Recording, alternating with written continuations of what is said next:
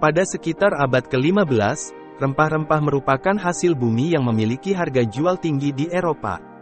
Selain sebagai bumbu masakan, rempah-rempah mempunyai manfaat sebagai obat dan juga untuk meningkatkan kesehatan.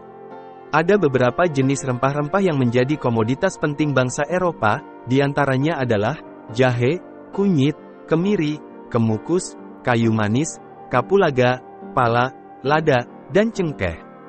Pada tahun 1453, Konstantinopel yang merupakan ibu kota Romawi Timur yang juga merupakan daerah yang berada di antara Eropa dan Asia, jatuh ke tangan Kesultanan Utsmaniyah di bawah komando Muhammad Al-Fatih. Dengan begitu, mengakibatkan pasokan rempah-rempah ke Eropa menjadi terputus, dikarenakan kebijakan boikot yang dilakukan oleh Turki Ottoman. Monopoli, boikot tersebut adalah buntut panjang atas konflik yang terjadi antara Kristen dengan Islam seusai terjadinya Perang Salib. Hal inilah yang mendorong bangsa Eropa untuk mulai menjelajahi jalur pelayaran ke daerah yang memiliki banyak komoditas rempah-rempah. Secara umum, penjelajahan bangsa Eropa pada waktu itu disebabkan oleh beberapa faktor diantaranya. 1. Dikuasainya Konstantinopel oleh Kesultanan Utsmaniyah atau Turki Ottoman. Dengan adanya monopoli perdagangan yang dilakukan oleh Turki Ottoman, mendorong bangsa Eropa untuk mendapatkan rempah-rempah melalui jalan lain. 2. Timbulnya keyakinan akan ajaran Kopernikus bahwa bentuk bumi adalah bulat. 3. Tertariknya bangsa Eropa pada kisah perjalanan Marco Polo. Marco Polo adalah seorang pedagang dari Venesia, Italia yang berhasil mengunjungi Asia sehingga ia membuat buku dengan judul Book of Various Experiences. 4. Meningkatnya semangat 3G, yaitu gold atau kekayaan, glory atau kejayaan, dan gospel atau menyebarkan agama Nasrani. 5. Munculnya semangat reconquista atau semangat bangsa Eropa untuk melawan kekuatan Islam. Di samping itu juga timbulnya keinginan untuk mengetahui lebih jauh mengenai rahasia alam, geografi, bangsa yang tinggal di belahan bumi lain, dan untuk mengisi kekosongan peta dunia. Dan juga, pada waktu itu kemampuan dalam pembangunan kapal dan teknologi navigasi sudah mulai meningkat sehingga kapal-kapal pun mampu mengarungi samudra. Maka sejak itu dimulailah abad penjelajahan.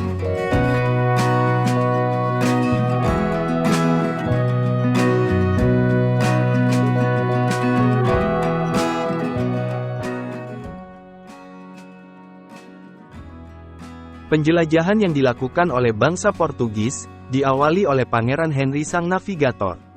Ia dan rombongannya pergi untuk menjelajahi pantai barat Afrika.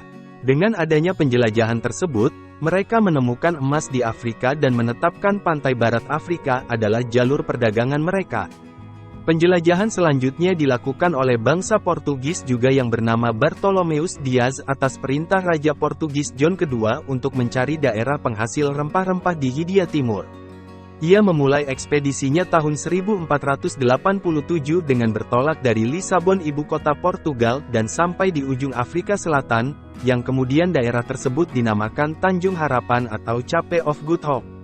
Penemuan Tanjung Harapan tersebut nantinya akan mempermudah penjelajahan-penjelajahan selanjutnya. Namun karena saat melakukan penjelajahan Samudera Hindia, rombongan tersebut mendapat serangan ombak besar, membuat para awak kru tidak menginginkan untuk berlayar lebih jauh. Akhirnya ekspedisi itu pun tidak dilanjutkan. Ekspedisi selanjutnya dilakukan oleh pelaut Portugis bernama Vasco da Gama atas perintah Raja Portugis Emmanuel I. Raja Emmanuel memerintahkan Vasco da Gama untuk melanjutkan ekspedisi Bartolomeus yang tidak bisa mencapai daerah Hindia Timur. Vasco da Gama memulai perjalanannya pada bulan Juli tahun 1497 dengan bertolak dari Lisabon. Sesampainya di Tanjung Harapan, ia melanjutkan perjalanan melewati Laut Arab. Di pantai timur Afrika ini rombongan Vasco da Gama bertemu dengan pedagang Islam. Atas saran dan informasi dari para pedagang, akhirnya Vasco da Gama tiba di Calicut dan Goa, pantai barat India pada tahun 1498. Penjelajah terkenal dari Portugis selanjutnya adalah Alfonso de Albuquerque. Beberapa tahun setelah pendaratan Vasco da Gama di Calicut dan Goa, mereka menyadari bahwa di sana bukanlah penghasil rempah-rempah. Ekspedisi selanjutnya dilanjutkan oleh Alfonso de Albuquerque menuju ke Asia. Tetapi sebelumnya, Alfonso de Albuquerque telah menguasai dan menaklukkan beberapa daerah di India pada tahun 1510. Pada tahun 1511 ia sampai di Selat Malaka dan berhasil menguasai banyak pelabuhan yang sebelumnya dimiliki oleh orang Arab, India, Melayu, Maluku,